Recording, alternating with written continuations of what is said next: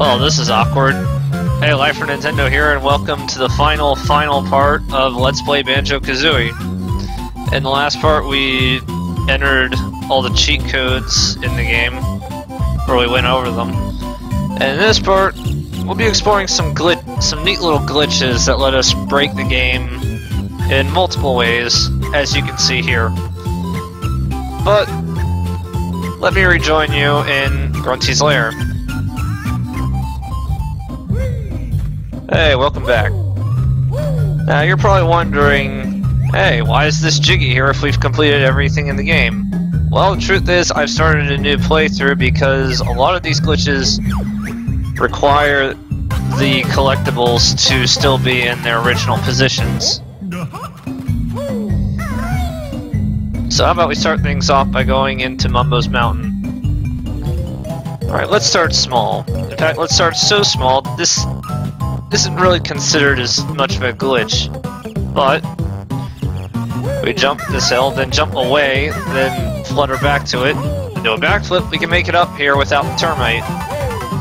Now this will be very important for what I'm about to do next, which is getting the Jiggy at the top of Ticker's Tower without the termite transformation. Now, not only does it save time, but it also saves you 5 Mumbo tokens, which you can use later in the game. So 2 birds, 1 stone.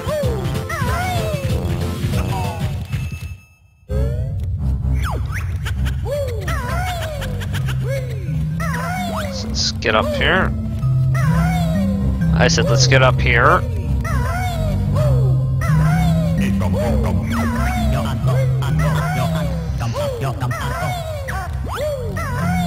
I think if you jump away from the slope and then go back to it, I think that kind of resets the timer for how long you have until Banjo starts sliding.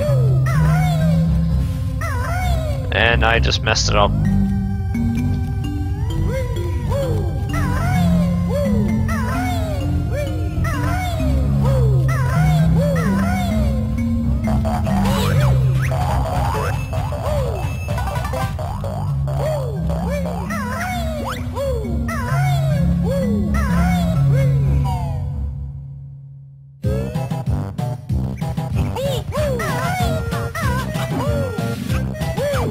And there we have it. No termite required. Now you can also use this trick to get the Witch Jiggy, which I will meet you later.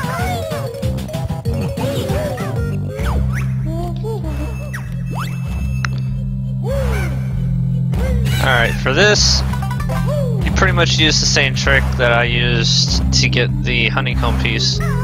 Basically jump away from the wall, flutter back to it, jump, high jump, and then ground pound.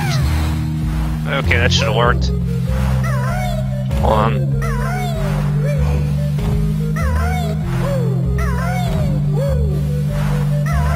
I'll get this eventually.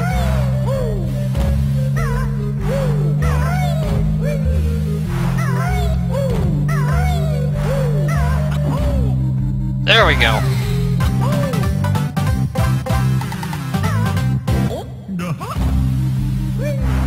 And with that, we have completely bypassed the termite transformation in Mumbo's Mountain. I think for our next glitch, let's go to Treasure Trove Cove.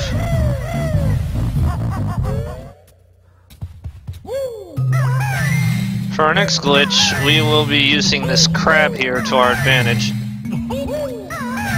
First, we need to solve the puzzle to open the gate.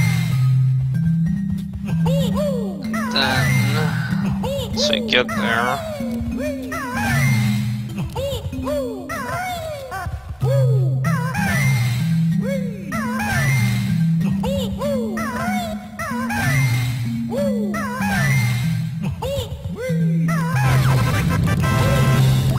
basically take damage from him until we're down to 1 health.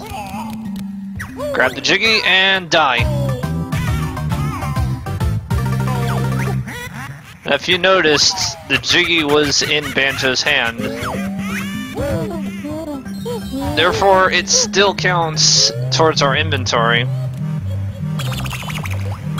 As you can see, we have all 10, meaning that that glitch skipped both the Jiggy dance and the 10 Jiggy fanfare at the end of the level. I think that saves about, what, 10, maybe 15 seconds? So it's pretty useful. At any rate, I'll join you with our next glitch, which I think is in Freezy Peak.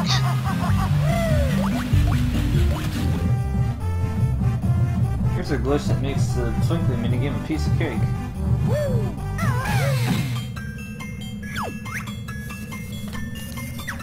All I have to do is kill the first twinkly mushroom, hop onto the box, and just wait. The way this works is that, like, if they aren't on screen, they don't spawn. Which allows you to complete this minigame with minimal effort.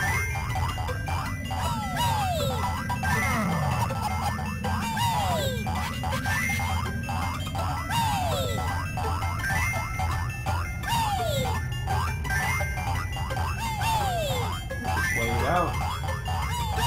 And then complete the minigame as normal. This next trick not only eliminates the need to come back to Walls' Cave as a Walrus, but it also gives us a quick way to get back to the start of the level. So while on Town Trot, jump as far as you can towards this cave here, and then just swim through. As you can see, we'll steadily take damage as we swim. That's the whole point, because once we get to the end here, you want to grab this, and then suicide off this ice cube.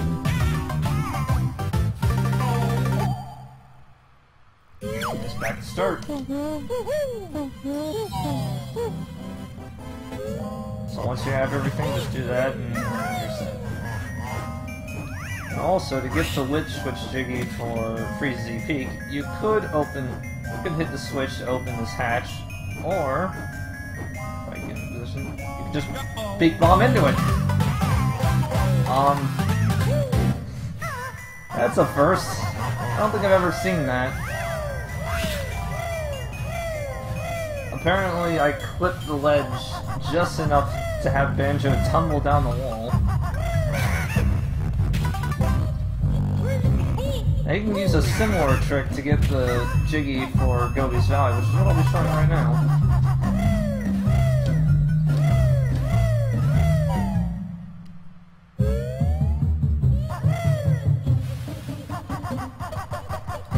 Now you can get the Jiggy without opening the sarcophagus by... But first you need to spawn the Shop Jump Spring Pad by hitting the switch in here.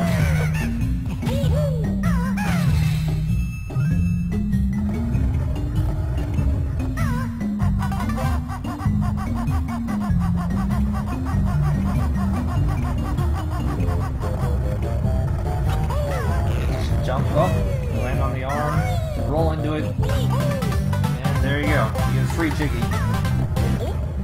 Another way to do this is to get on top. The camera will cooperate.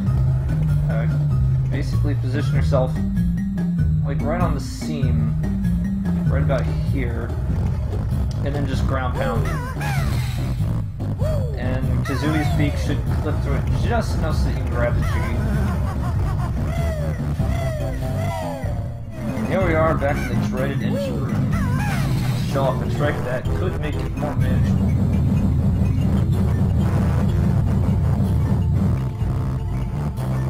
So first, there's a trick that allows you to skip slowing down these fans.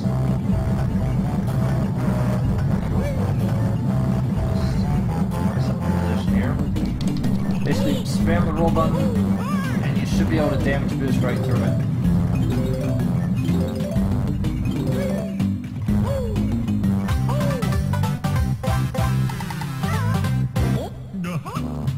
For some reason, I always do it better on this family, so we'll see.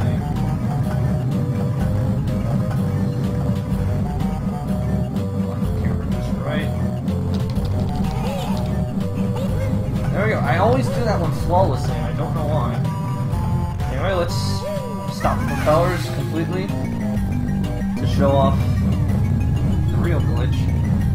Now, you could backtrack all the way back outside the engine room to get that, or you could just... Or you can just clip to the wall.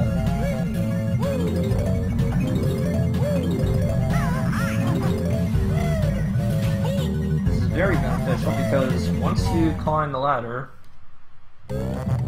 you're right at the back of the ship where you, like where the Jiggy is. So just jump in the water.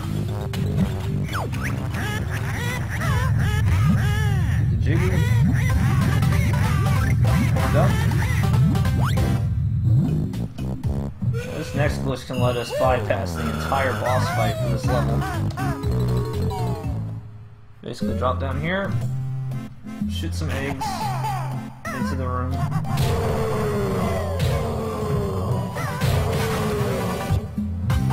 And that's all she wrote.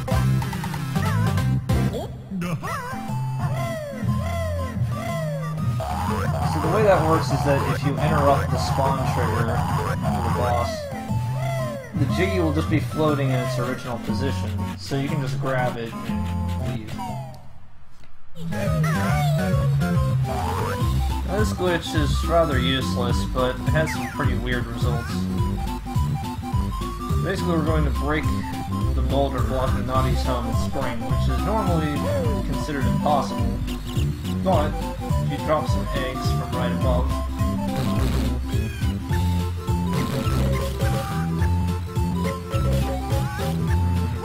you gotta be closer. There it is.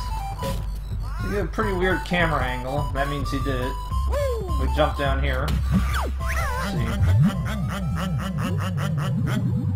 He doesn't quite get it. So we swim through here. See some weird surface textures. And since we're not meant to be here, Naughty's home just doesn't load. Like, it does not exist in spring. However, we jump out of the water and then back in bounds.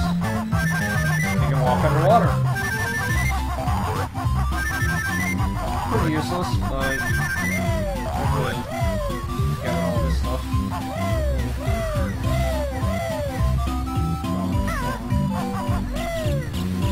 Basically, all you have to do is go back to the surface and you'll go back to normal.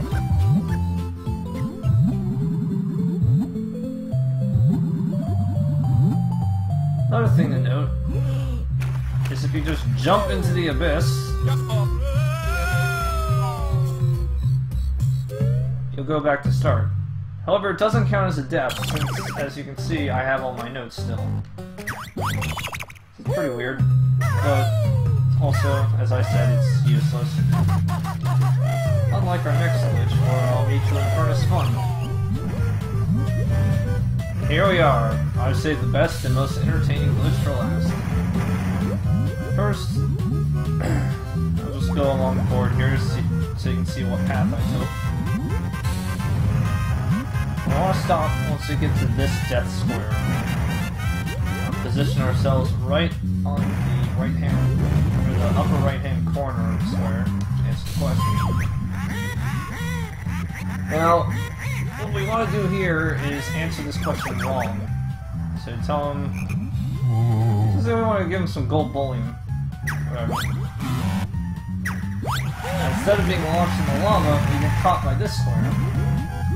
So, since we failed the death space, the game essentially thinks that we're dead. So we can just go onto any square we want. And just go right to the end. So as you can see, none of these things are solid. That's why they despawn after you complete the board. But, most importantly, this glitch allows us to skip the fake credits and go straight to Gruntilda.